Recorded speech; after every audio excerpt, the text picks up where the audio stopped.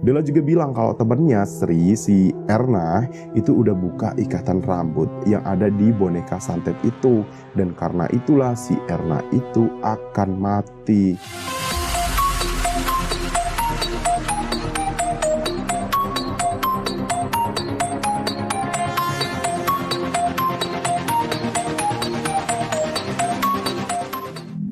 Halo, assalamualaikum warahmatullahi wabarakatuh. Apa kabar? Alhamdulillah sehat ya. Bismillah, sehat dan bahagia terus kita, amin ya Allah.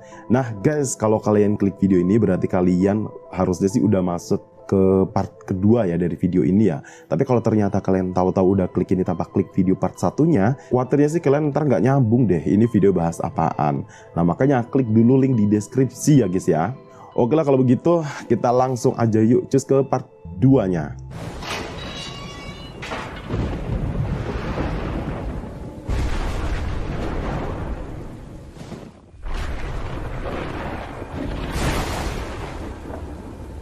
Nah kemarin kan kita sampai di Sri dan Erna yang nggak mau bukain pintu walaupun suara ketukan itu jadi suara gedoran ya guys ya. Karena ya kan memang Mbah Tamin itu udah wanti-wanti banget biar mereka itu jangan sampai bukain pintu malam hari walau apapun yang terjadi. Nah tapi Dini yang katanya denger suara Mbah Tamin marah-marah minta bukain pintu itu tuh langsung nyelonong dan bukain pintu itu guys. Dan bener aja ada Mbah Tamin yang udah berdiri mematung di depan pintu. Wajah Mbah Tamin waktu itu tuh kayak penuh amarah gitu guys. Dan gak pakai ngomong apa-apa, beliau langsung masuk ke kamar Della. Waktu itu guys, dipeluknya si Della ini guys. Kayak sayang banget Mbah Tamin ini sama Della itu. Kayak anak sama bapaknya itulah mereka waktu itu. Nah apalagi Della pas itu bangun ya, dia tuh nangis-nangis pilu gitu loh guys. Della tuh bilang katanya semua badannya tuh sakit. Nah Della itu ngomongnya itu kayak manusia normal ya. Dan keadaan Della waktu itu beda banget sama kejadian pas dia nyekek lehernya Sri. Yang waktu nyekek lehernya Sri itu kan wajah Della ini kelihatan horor banget ya. Nah, setelah beberapa saat Mbah Tamin ada di kamarnya Della, dia keluar dan jalan ke arah dapur guys. Dan dari dapur itu dia bawa kain putih, terus dia jalan tuh menuju ke kamarnya Della. Langsung saat itu juga Della ditutupin kain putih. Lalu dibakarlah kemenyan sama Mbah Tamin. Dan dia mulai neken kepala Della. Della jadi kesakitan guys. Suaranya tuh mirip kayak suara nenek-nenek yang pas Della itu nyekek lehernya Sri itu. Nah setelah beberapa menit Della itu lemas guys. Dan Mbah Tamin itu buka kain putih itu. Ditinggalkannya lah Della di sana. Terus beliau ngajak Sri dan Erna keluar. Sementara Dini itu masih tetap di dalam kamar itu buat ngurus Della yang udah lemes. Nah di teras rumah Mbah Tamin tanya guys, apa mereka berdua melihat sosok-sosok di sekeliling gubuk itu. Nah ya tentu aja yang mereka berdua kan gak ngelihat apa-apa ya. Sampai akhirnya Mbah Tamin itu neken matanya Sri.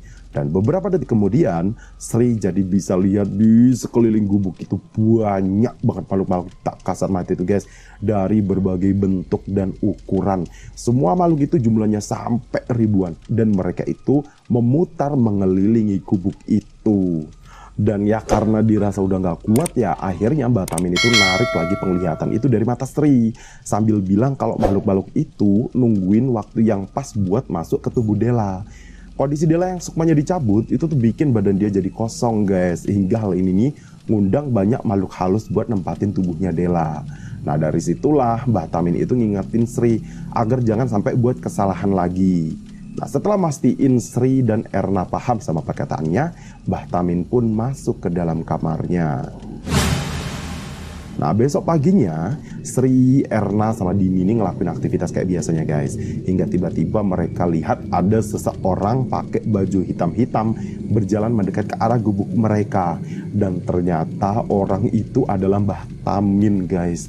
Nah kelihatan banget dari mukanya ya kalau Mbah Tamin ini kayak kecapean gitu loh. Kayak kecapean gitu loh guys. Mungkin kayak melakukan perjalanan jauh ya. Yang literally jalan pakai kaki bukan naik kendaraan. Nah Sri yang waktu itu antara kaget, bingung sama takut ya. Dengan ragu ini tanya sama Mbah Tamin. Apa dia tadi malam pulang?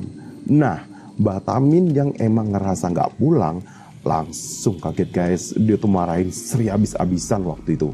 Tapi Sri ini bilang guys kalau yang nyerupain Mbah Tamin itu sekarang masih ada di dalam kamarnya. karena Sri nggak lihat Mbah Tamin itu keluar dari kamar sejak kejadian tadi malam. Nah, langsunglah Mbah Tamin yang satu ini nih lari ke kamarnya guys. Dilihatnya waktu itu kamarnya itu udah berantakan semua. Barang-barang yang ada dalam lemarinya itu pada berhamburan guys. Sampai akhirnya ada satu benda nih yang narik perhatiannya waktu itu. Yaitu ada satu batu nisan yang tergeletak di atas kasurnya. Dan batu nisan itu bertuliskan Atmojo. Nah, Mbah Tamin nahan amarah aja waktu itu guys. Dan tiba-tiba dia baru kayak keinget sama Dela. Langsunglah dia ke kamarnya Dela. Pas dia lihat, dia tuh lega ya. Karena Dela itu kan aman-aman aja. Waktu itu dia lihat Dela lagi tidur. Ya kayak biasanya lah. Nah, setelah itu Mbah Tamin ini bilang sama Sri, Erna, dan Dini kalau beliau itu nantinya bakal sering-sering pergi. Jadi beliau itu benar-benar wanti-wanti ke mereka bertiga itu agar jangan sampai buka pintu rumah pada malam hari apapun yang terjadi. Beberapa hari kemudian, waktu Mbah Tamin belum pulang ke rumah, nah Sri waktu itu lagi basuh-basuhin Dela nih kayak biasanya. Nah, di tengah dia lagi bersihin badannya Dela itu, dia keinget guys kalau ada yang gak beres dengan kamar Mbah Tamin. Kayak ada sesuatu gitu lah yang disembunyiin di kamar itu. Nah, jadi dia niatin mau ke kamarnya Mbah Tamin buat nyari-nyari nih. Kali-kali aja ada sesuatu yang bisa menjawab pertanyaan-pertanyaannya selama ini. Nah, secara beberapa hari yang lalu dia juga kan lihat ada batu nisan yang bertuliskan Atmojo gitu ya di atas kasurnya Mbah Tamin. Nah, padahal kan Atmojo itu nama keluarga tempat di mana dia dan Mbah Tamin itu mengabdi ya. Nah, setelah urusan mandiin Dela selesai, Sri mulai mengendap-endap masuk ke kamar Mbah Tamin. Waktu di dalam kamar itu dilihatnya memang semuanya normal-normal aja sih ya guys ya. Cuma pas dia buka salah satu laci, dia lihat ada satu pasak jagor, alias boneka santet yang kayak udah robek-robek bekas dicabik-cabik gitu loh guys. Nah, di sana juga ada foto keluarga Atmojo. Nah, kagetlah si Sri ini guys. Dan kecurigaan dia ke Mbah Tamin itu kayak makin menjadi-jadi gitu loh. Dia mikirnya kayak si Mbah Tamin inilah pelaku santet Dela yang sebenarnya. Nah, keesokan harinya, waktu Mbah Tamin pulang, Sri ini bener-bener jaga jarak guys sama beliau. Dia tuh ya jadi takut gitu loh sama Mbah Tamin ini. Lagian juga dia itu pernah, selama ini Mbah Tamin ini tiap pamit pergi, beliau itu perginya kemana? Nah, siang itu, Sugi, sopirnya keluarga Atmojo itu, gak ada angin, gak ada hujan, tiba-tiba datang ke gubuk itu guys. Dia sempet sih bicara bisik-bisik gitu sama Mbah Tamin. Hingga beberapa menit kemudian, Mbah Tamin ini pamit lagi mau pergi ke kota, ke rumah keluarga Atmojo. Nah, karena rasa penasarannya itu belum terjawab, jadinya Sri ini kayak seneng-seneng aja ya Mbah Tamin itu pergi lagi. Jadinya kan dia terus bisa bikin rencana nih kalau malam itu dia akan masuk lagi ke kamar Mbah Tamin buat nyelidiki lagi nih ada rahasia apa yang disimpan di sana. Nah, malam semakin larut guys. Erna dan Dini waktu itu udah tidur nih, tidur lelap. Langsunglah Sri mulai mengendap-endap masuk ke kamar Mbah Tamin lagi. Gak lama dia di sana guys, mungkin sekitar 5 menitan lah. Dan dia tuh lagi sibuk gitu loh nyari-nyari sesuatu. Nah, tiba-tiba waktu mau ngecek di lemari yang dekat pintu, dia lihat Dela dengan ekspresi mengerikan udah berdiri di balik pintu guys. Ya, Sri kaget banget lah ya waktu itu. Dan kagetnya itu lebih ke kenapa kok bisa Dela ini lepas gitu loh. Dan ternyata Dela ini bisa lepas, kata si Dela sendiri ya, dia itu sengaja dilepasin sama Mbah Tamin malam itu. Sesaat sebelum beliau itu pergi. Nah, ini adalah posisinya sedang dirasuki jin ya guys ya. Dan waktu itu memang Sri itu takutnya bukan main sih. Dela yang tahu kalau Sri itu ketakutan itu bilang kalau dia itu gak bakal lah bunuh Sri. Malah Dela itu ngasih tahu Sri sebuah rahasia guys.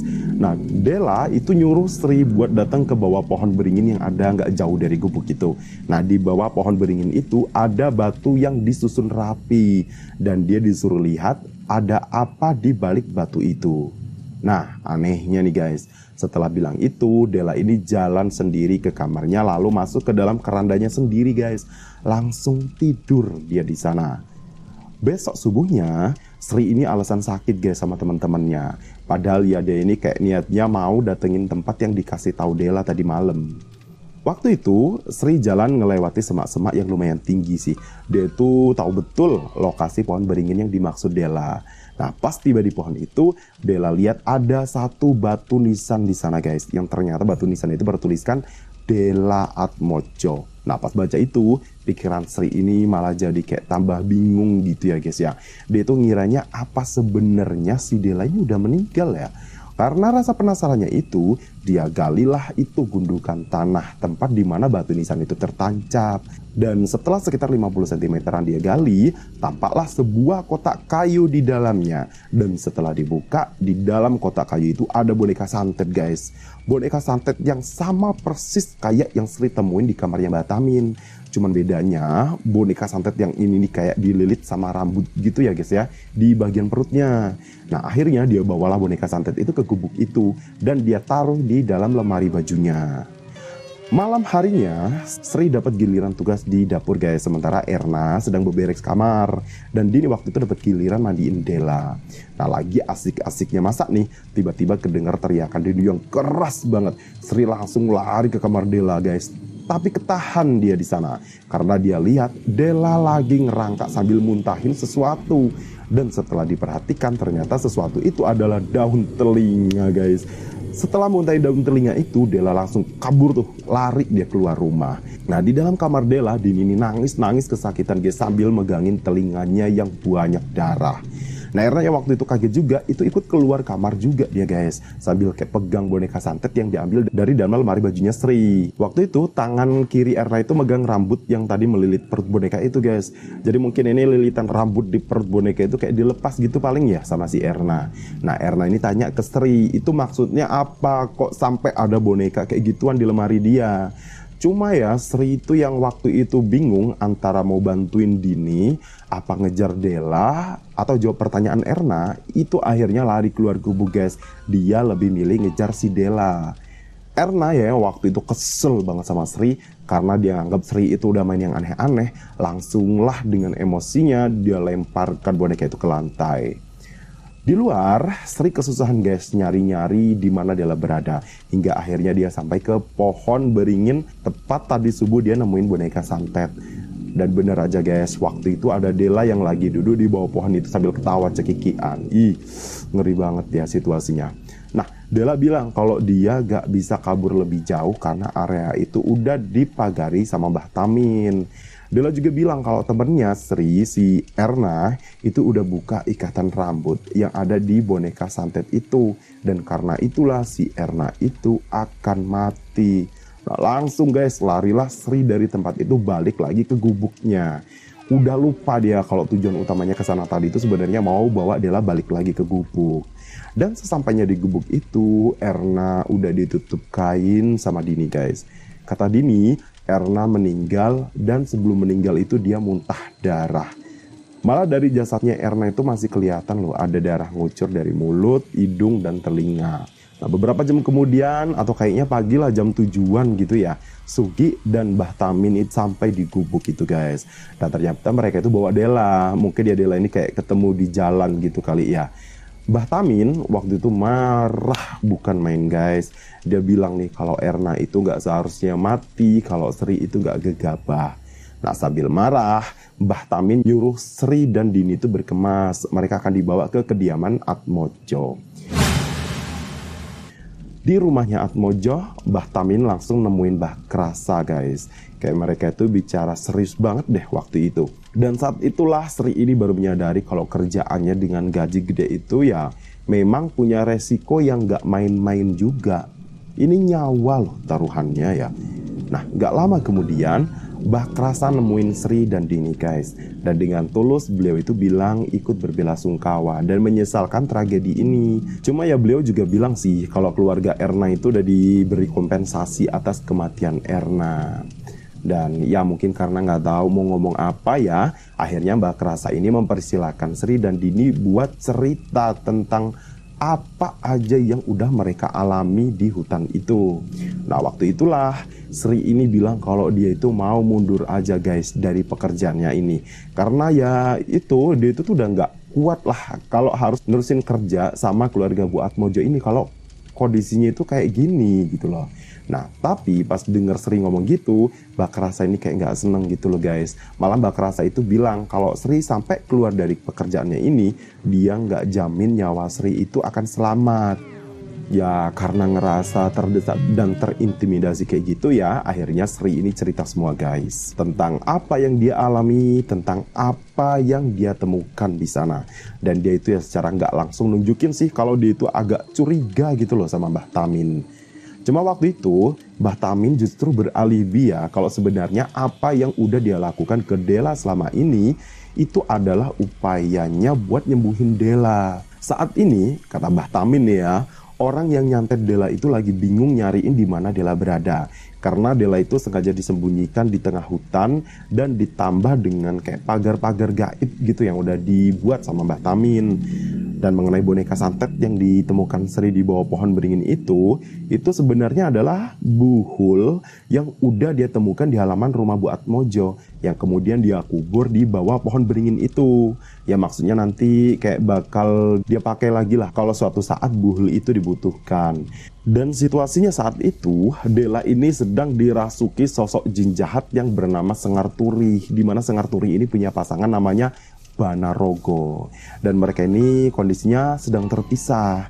Kalau Sengar Turi sampai ditemukan oleh Banarogo dan mereka bersatu, maka Dela akan mati guys. Dan setelah itu seluruh anak keturunan Atmojo akan ikut nyusul, mati satu persatu juga gak bersisa. Cuma ya Sri yang sebenarnya gak gitu percaya sama omongannya Mbah Tamin itu ya cuma diem aja waktu itu guys. Nah, setelah dipastikan Sri dan Dinini tetap melanjutkan pekerjaannya sampai selesai, akhirnya mereka disuruh nunggu di kamar yang udah disiapin, guys. Hingga beberapa jam berlalu, waktu itu sore sekitar jam 3-an lah. Sugi itu datang buat jemput mereka berdua, si Sri dan Dini. Nah, perjalanan kali ini lebih lama, guys. Ini kayaknya mungkin kayak keluar kabupaten gitu loh. Meninggalkan kota, memasuki perkampungan, hingga sampailah mereka ke satu desa terpencil. Di desa itu situasinya kayak di desa mati guys. Bangunan rumahnya itu jadul-jadul banget. Semua rumah di sana itu pakai gedek dan gak ada bangunan yang pakai semen sama sekali. Nah, jarak antara rumah itu juga jauh. Nah, dan anehnya selama masuk ke desa itu keadaannya itu kayak gak berpenghuni gitu loh guys. Jadi gak ada kelihatan nih orang warawiri sama sekali. Nah, semua rumah juga lampunya padam. Padahal situasinya waktu itu ya masih sekitar maghriban lah. Jadi hitungannya itu masih sore ya. Dan sampailah mobil yang mereka tumpangi itu berhenti di salah satu rumah yang paling gede di sana. Nah, tapi biarpun gede ya, rumahnya itu ya tetap terkesan jadul juga guys. Di sana mereka disambut Mbah Tamin dan Dela. Yang ternyata entah sejak kapan Mbah Tamin dan Dela ini udah ada di sana. Cuma ya agak aneh sih, si Dela itu waktu itu kelihatan normal-normal aja ya guys. Gak kayak biasanya lah. Jadi dia itu ikut nyambut kedatangan Sri dan Dini juga. Malah sempat nyapa juga loh ke mereka berdua itu. Tapi waktu itu kelihatan bener sih ya, perut Dela ini besar kayak orang hamil.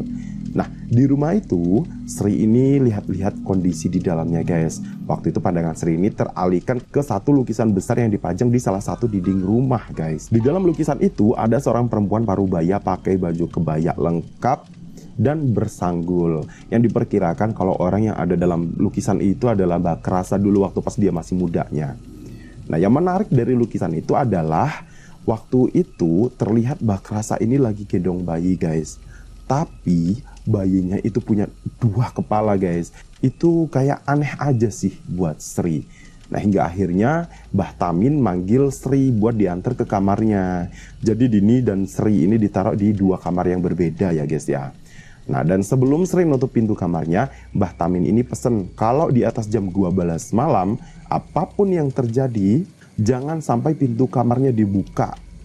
Nah, Sri ini kayak mulai ngerasa aneh lagi nih guys. Beda tempat ya, satu di alas, satu di desa, tapi tetap aja ada pantangan-pantangan yang menurut dia itu aneh dan gak masuk akal.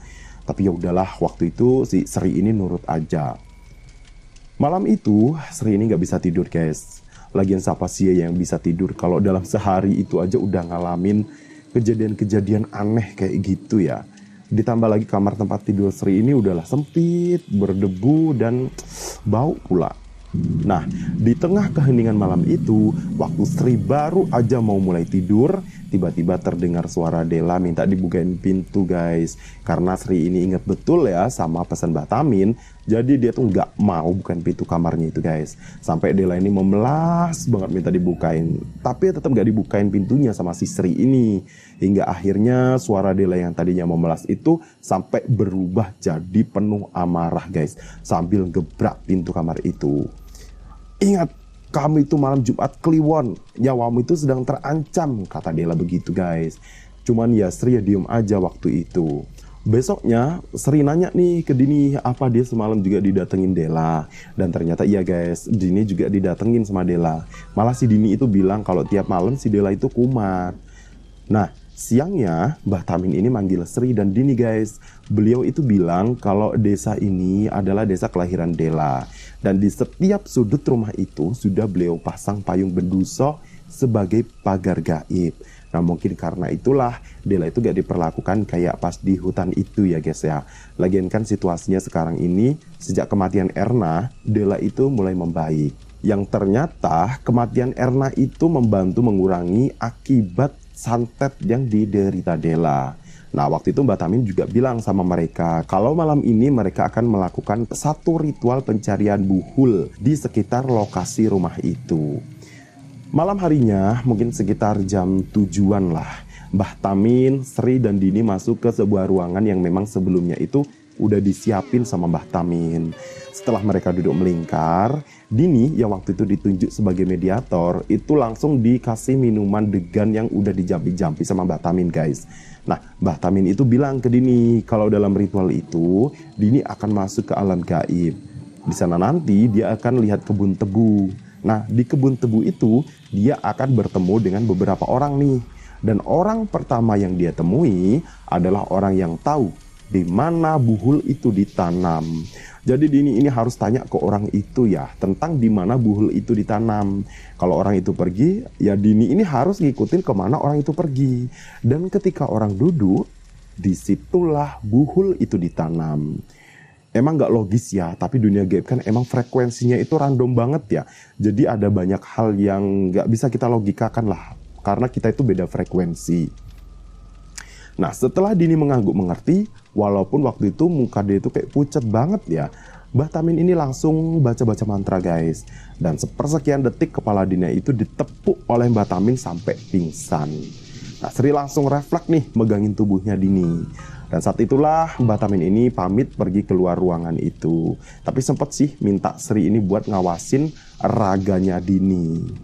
Nah beberapa menit kemudian badannya Dini itu mulai terlihat goyang-goyang guys. Napasnya itu ngos-ngosan. Kadang teriak-teriak juga. Ya kadang-kadang ya nyebut-nyebut juga nama orang. Pokoknya bisa kebayang lah di dunia gaib sana itu pasti si Dini ini lagi kesusahan banget nih. Hingga di menit ke-10 badannya Dini ini makin gerak-gerak hebat guys. Sampai Sri itu gak sanggup nyangganya lagi. Nah saat itulah Mbah Tamin ini masuk ke kamar dan nepuk bahu Dini. Dan ajaibnya nih ya, Dini itu langsung sadar seketika loh setelah ditepuk bahunya sama Mbah Tamin. Tapi sebelum Dini bilang apa yang dia alami, Mbah Tamin ini langsung ngajak dia keluar dari ruangan itu guys. Nah di sini si Sri itu ngerasa kayak makin curiga sih guys sama Mbah Tamin itu. Apalagi Sri itu langsung disuruh masuk ke kamar waktu itu, nggak diajak dengerin ceritanya Dini. Di dalam kamarnya itu Sri mulai mikir-mikir nih, kayak agak curiga gitulah. Mereka itu mau ngapain sebenarnya dan kenapa nggak ngelibatin dia.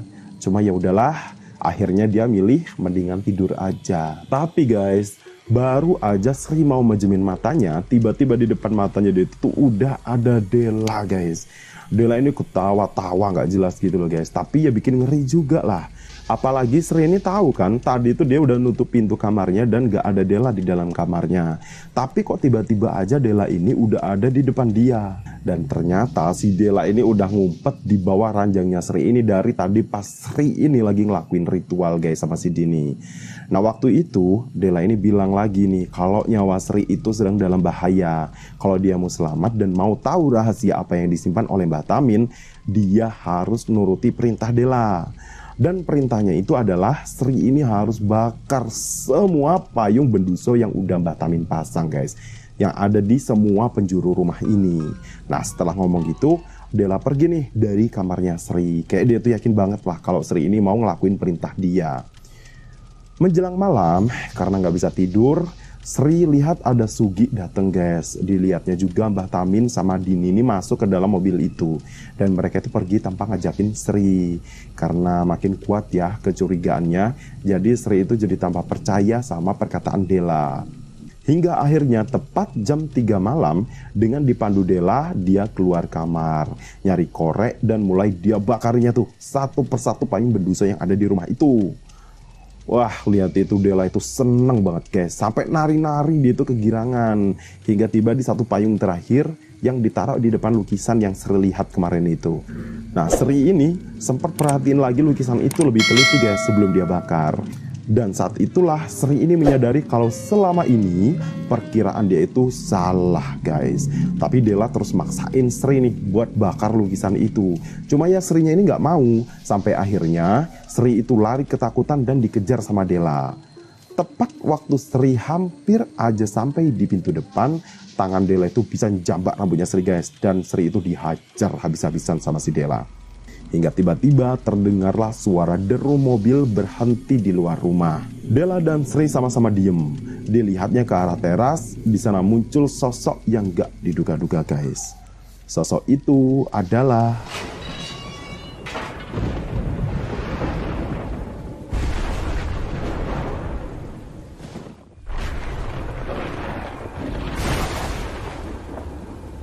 woi maaf, kita stop sampai di sini dulu part 2-nya ya guys ya.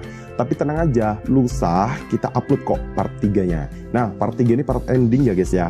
Satu part yang nantinya akan terbuka semua tabir dalam kisah ini. Jadi tolong pastiin kalian tetap stay tune di channel ini ya. Oke lah kalau begitu, saya Abu Yaradua pamit undur diri. Salam.